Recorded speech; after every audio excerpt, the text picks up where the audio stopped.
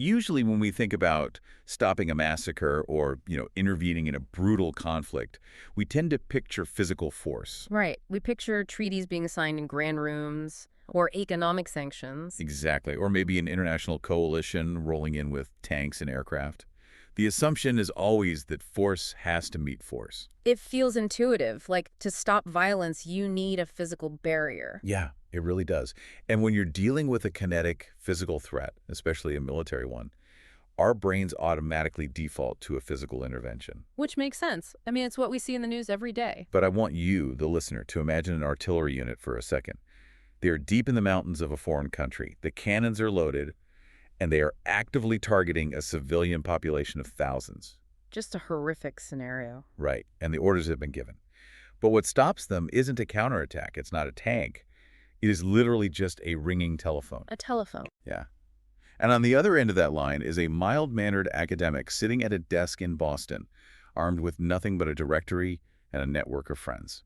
It genuinely sounds like a thriller written for Hollywood, like a race against time, a ticking clock. A single person trying to halt a war machine from thousands of miles away. Exactly. But the reality is actually much more complex and, honestly, a lot more inspiring than fiction. And that is exactly what we're getting into today. Welcome to the Deep Dive. I'm so glad you're here with us because today we are exploring an incredible, high-stakes true story pulled directly from a 2012 academic journal article by J.P. Linstroth. We're looking at how information, when it is curated, targeted, and deployed correctly, can literally save thousands of lives. Our mission today is to explore the life and legacy of Shelton Davis. He was known to his friends and colleagues as Sandy. Sandy Davis. He was an anthropologist who operated extensively during the 1980s. But I want to be clear up front, this deep dive isn't just like a history lesson about one man's career. No, not at all. It is really a masterclass in how to apply academic knowledge in the real world when the stakes are quite literally life and death. Absolutely. But to understand Sandy Davis, we have to understand the terrifying world he was stepping into. We really need to set the historical stage here. We do. We're looking at Guatemala in the 1980s during a horrific period known as La Violencia. Right. This was a brutal civil war where an estimated 200,000 victims were either killed or forcibly disappeared. And the vast majority of these victims were the indigenous Maya people. Yeah. This violence led to a massive, desperate exodus of refugees pouring out of the country. Okay, let's unpack this. What exactly was happening on the ground that caused up to 1.5 million people to flee their ancestral homes? Well, the Guatemalan military was executing what they explicitly called a scorched earth policy. Which is just a chilling term. It is, but it's vital to understand the underlying mechanics of why they were doing this. The military's counterinsurgency campaign wasn't just about defeating a Marxist guerrilla movement. Right, because if you look at the numbers, the guerrilla forces, at their absolute peak, only had about 3,500 trained fighters. Exactly. So mathematically, displacing 1.5 million people and killing 200,000 just doesn't make any strategic sense if your only target is 3,500 combatants. Yeah. The insurgency is tiny compared to the civilian toll. Which tells us the actual target was the population itself. The primary goal of the state military was to teach the indigenous population a psychological lesson. They wanted to generate this paralyzing culture of fear. Yes.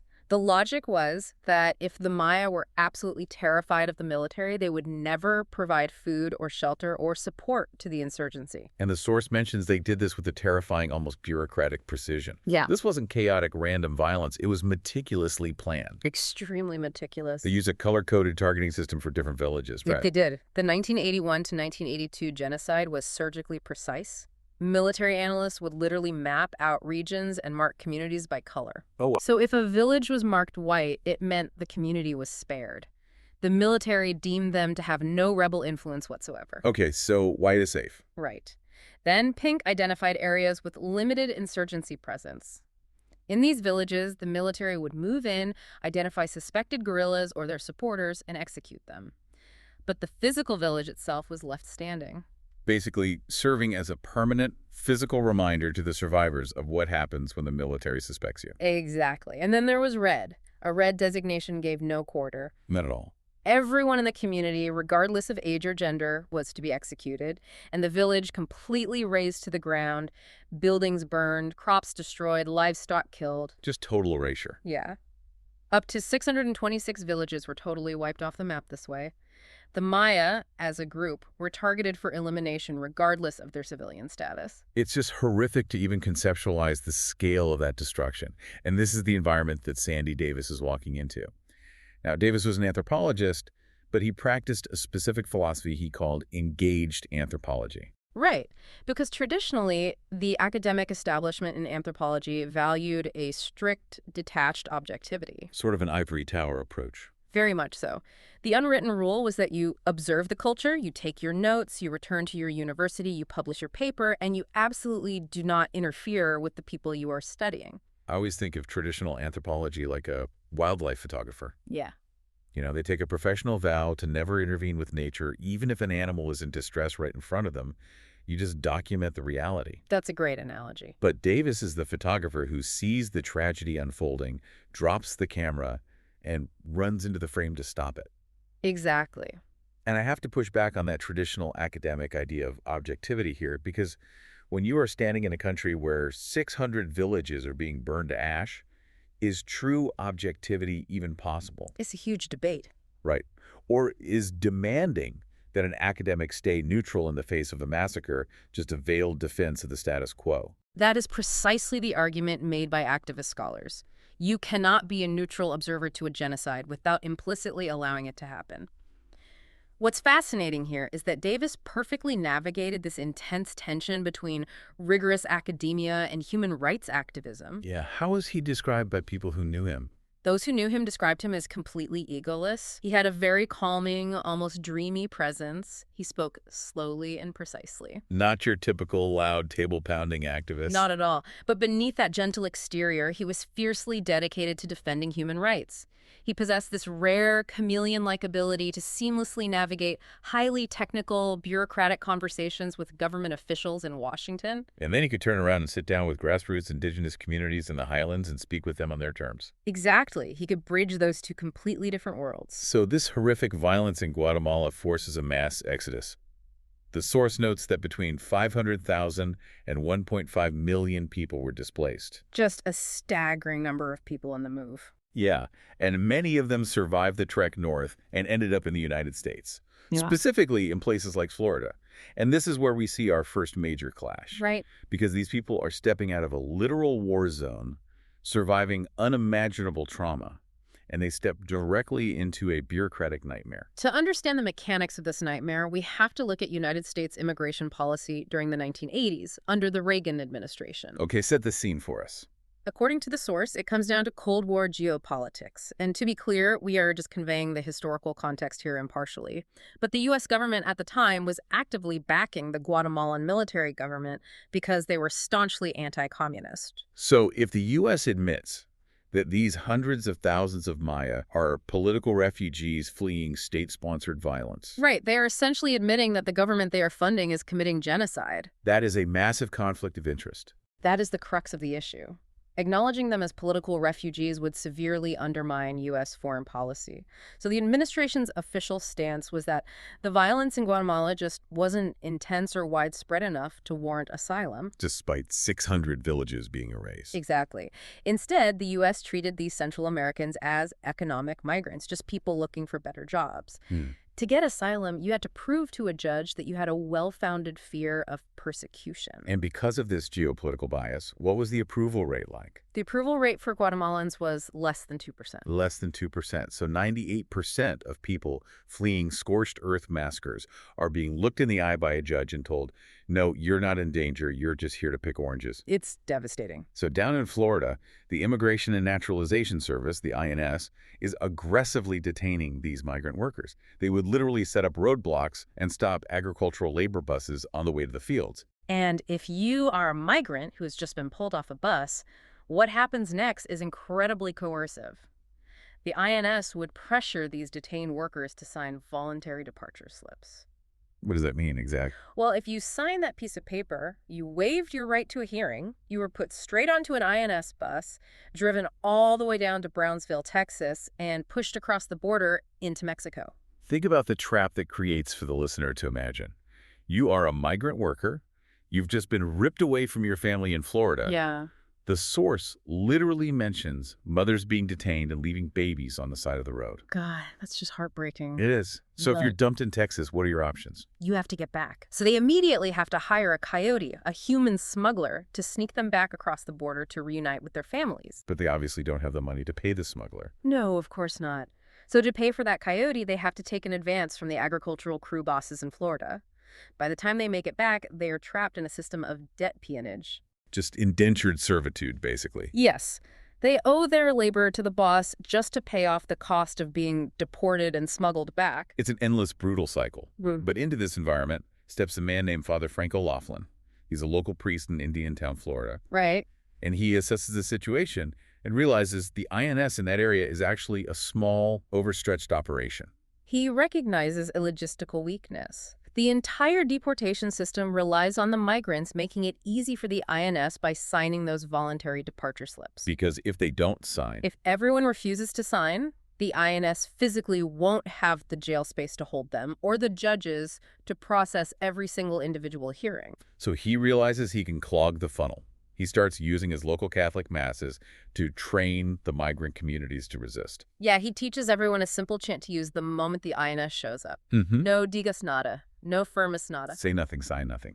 Which brings us to a really specific, incredible incident involving the Kanjobal Nine. Yes, tell us about them. So, 9 Maya refugees, 8 men and 1 woman from the Kanjobal community, were arrested by the INS on the street in Indiantown. But they fundamentally misunderstood the nature of Father O'Loughlin's training.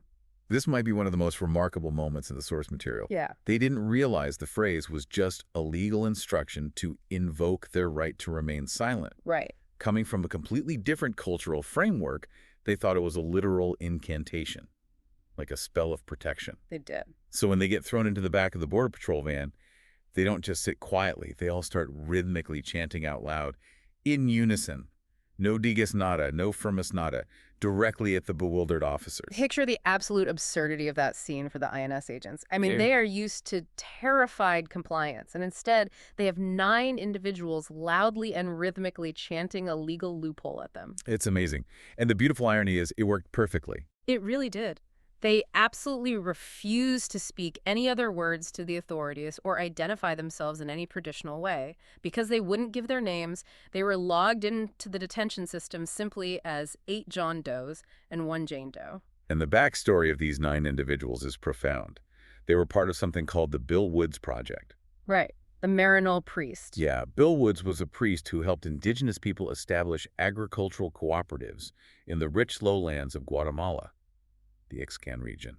They were building these self-sustaining communities, but the military and the government coveted that fertile land. There were strong suspicions it sat on top of oil reserves. Right. And Father Woods died in a highly suspicious plane crash in 1976, an event many deeply believed was orchestrated by the military. Following his death, the communities he helped found came under intense, relentless military fire, which is what forced these 9 survivors to flee all the way to Florida in the first place. So now they are sitting in an INS detention center in Miami, facing deportation back to the military that wants them dead. And this is where I have a major question. Okay. How on earth do you prove political persecution to a U.S. immigration judge when your entire framework of reality doesn't match a Western courtroom's expectations? You've hit on the core structural problem here. It's a profound clash of systems. A clash of systems. Yes. The U.S. asylum system was built entirely on European experiences of statecraft. The courts expected a claimant to provide a paper trail. Like what?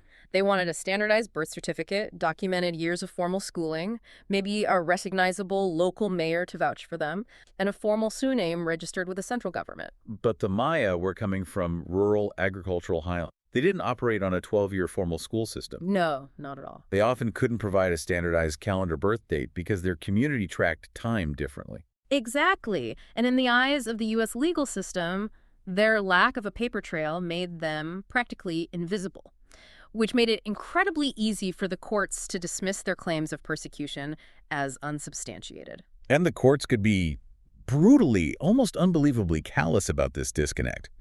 To illustrate just how high the barrier for empathy was, the source shares the horrifying story of a Maya woman named Petrona. This is a really tough part of the story. It is. She had a deformed spine, but she survived the trek to Florida and ended up testifying in front of an immigration judge. And she recounted how the military came to her house. They killed her father in the doorway. They skinned her two brothers alive. God. They used a newborn baby as a soccer ball. She and her mother were raped and forced to cook for the soldiers before they finally managed to escape into the cornfield. It is an unimaginable, world-shattering level of trauma. Unimaginable. And the judge sits there, listens to this entire testimony, looks at her, and literally says, "So your father is dead. So your brothers are dead. What's your case?" Wow. It just highlights a complete lack of human empathy, certainly, but it also exposes a structural inability of the court to understand the nature of the war. How so? The judge is looking for proof that Petrono was an active political dissident.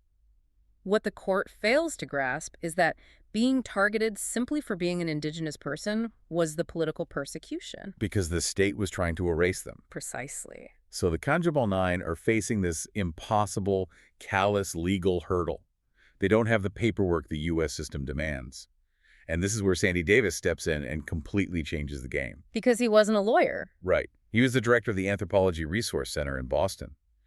But he provided something the defense lawyers desperately needed, which was context. Davis worked with a dedicated team, including vital cultural translators like Geronimo Camposeco, to bridge this massive gap between indigenous reality and the U.S. legal system. They must have spent hours interviewing the refugees in detention. They did, painstakingly debriefing them on the horrendous human rights violations they survived.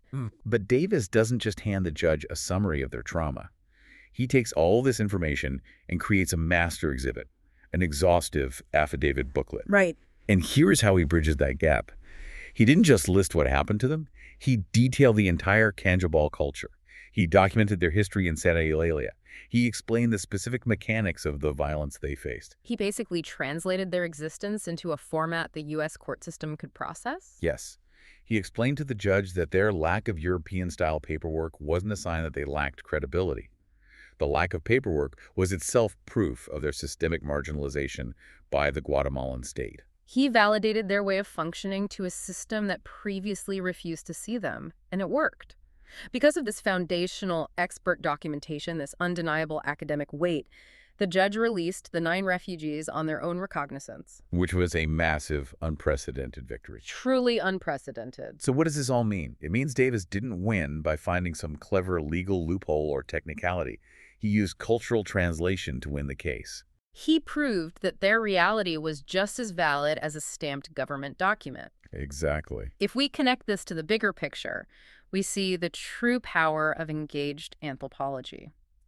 Academic knowledge, when synthesized and applied practically, changed legal precedents here. That master exhibit booklet didn't just save those 9 people. No, it was used by defense lawyers in subsequent asylum hearings for years to come. It opened the door for Indiantown, Florida to become a recognized, viable safe haven. The word of this victory actually went out over cassette tapes that were smuggled all the way back into the refugee camps in the jungles of Chiapas, Mexico. Really? Cassette tapes? Yeah, the message on the tapes was basically, go to Indiantown, there's work, and there's a priest and lawyers who will protect you. That's incredible. And it led directly to the founding of Corn Maya. That was an organization that helped tens of thousands of refugees integrate into the U.S. while fiercely maintaining their cultural identity. Davis's affidavit helped alter the destiny of an entire diaspora. It's an incredible example of long-term legal advocacy. But, while creating legal documentation takes months of research and systemic pressure, Davis had previously done something even more immediate. Oh. Something that proves the power of sheer targeted information when you don't have months to prepare. Okay, so Davis proves he can outmaneuver the U.S. government in a courtroom. But I want to look at what happens when the threat isn't a judge's gavel, but literal artillery fire. And there's no time to write an affidavit. Right. Here's where it gets really interesting. Let's jump back a year to 1982, right in the absolute darkest peak of the violence in Guatemala. In the Department of Chimaltenango, the Guatemalan army was conducting sweeping military operations. They had surrounded a community of roughly 4,000 to 5,000 Kaqchikel Mayas who had fled into the mountains to hide from the scorched earth campaign. Okay. The army was officially accusing this massive group of civilians of being guerrillas, and they were actively moving in heavy artillery. They were preparing for a mass casualty event. Okay, picture the logistics of this. You have 5,000 people trapped on a mountain. Artillery is moving into position. Sandy Davis is thousands of miles away, sitting in an office in Boston. Right. And somehow he discovers this attack is about to happen. The mechanics of this in a pre-internet era are just staggering. How does an academic in Boston get real-time intelligence about a troop movement in the remote Guatemalan highlands? Well, it speaks entirely to the deeply cultivated, trusting network Davis had built over years of field work. Because this wasn't something you could just look up in a library. No, not at all. This relied on smuggled messages, church networks, and grassroots contacts who trusted him with highly sensitive, dangerous intelligence. He didn't just know the culture, he knew the people, and they knew he would act. And not only does he get the intel that the attack is imminent, but he manages to obtain the direct phone numbers to the command post of that specific army base in Guatemala. Which is wild. And he gets the name of the commanding officer in charge of the artillery, a Colonel Martinez. Armed with that phone number, Davis reaches out to his colleague, Jose Barrero, to activate an emergency response network.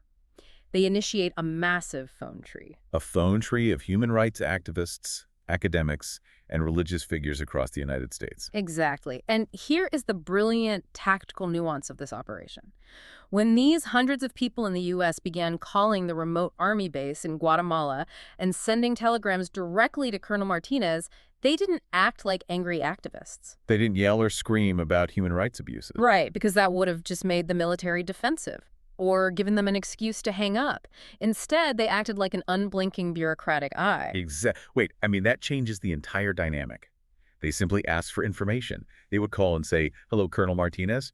We are aware of the situation with the 5,000 people on the mountain in your sector, and we are just calling to inquire about their safety to ensure they aren't mistaken for guerrillas." By taking that calm, informed approach, they stripped the military of its greatest weapon, which was secrecy. Oh, wow. The Army's entire strategy relied on the isolation of these rural areas. They wanted to operate in the dark, where no one could prove what happened. Suddenly, the phone on the colonel's desk is ringing off the hook with international callers who know exactly who he is, exactly where his artillery is placed, and exactly what he is about to do. It completely threw a monkey wrench into the operation.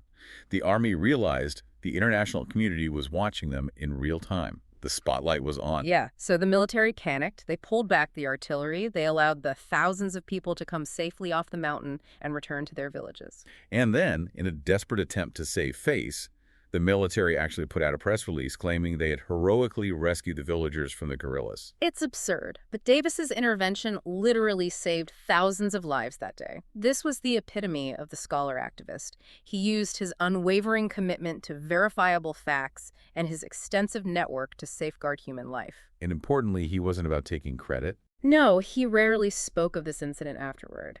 For him, it was entirely about efficacy. Did it work? Did the people survive? That was all that mattered. It really makes you step back and look at the whole picture. Whether he was creating a meticulously researched legal affidavit in Florida to beat the INS, or activating a frantic phone tree to stop an artillery strike in Chimaltenango. Yeah. The common thread is information. Information isn't just something meant to sit quietly in textbooks or be debated in faculty lounges. It is a tool. And when you understand the mechanisms of power, information can be weaponized for human rights. And that brings us to you listening to this right now. Today, in 2026, we are absolutely drowning in information. We have access to more data on our phones than Davis had in his entire research library. Oh, for sure. But Davis's story proves that the value of knowledge lies entirely in how we apply it. This raises an important question about how we, as a society, deployed our own expertise. Right. Are we just passively consuming the news? Yeah. Gathering facts just to feel informed? Or are we actively synthesizing what we know to protect the vulnerable? Exactly. That is the thought I want to leave you with today to mull over. In our modern digital age, we have more access to information and more access to each other than at any point in human history. But what if the real power isn't in our ability to gather that information? Yeah, what if it's the action? Exactly. Yeah. What if the real power is in our willingness to act on it at the exact right moment?